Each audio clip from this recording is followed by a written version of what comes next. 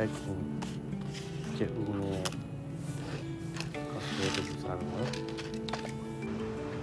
ဒါကတော့တောက်စားတဲ့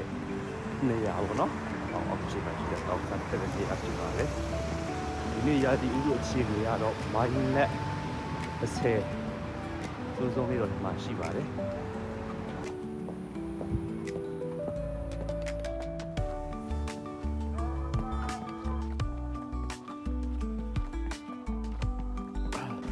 ဒါတော့တောက်စားတက်ပြီပေါ့နော်လက်တွေကျင်ခဲနေရောပဲဒီချက်ကတော့အေးထွက်လို့ပဲရတယ်တောက်စားတက်တယ်လား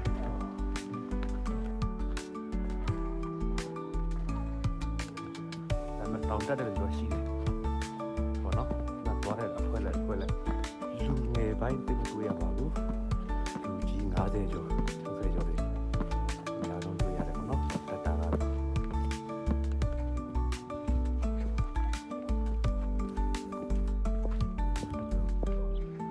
တောင်းမှမသိ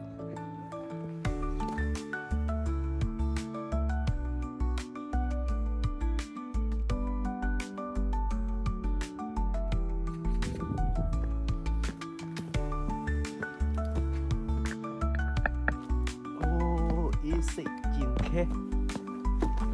လိုက်တော့လိုက်ဆောင်လိုက်ဆိုရတယ်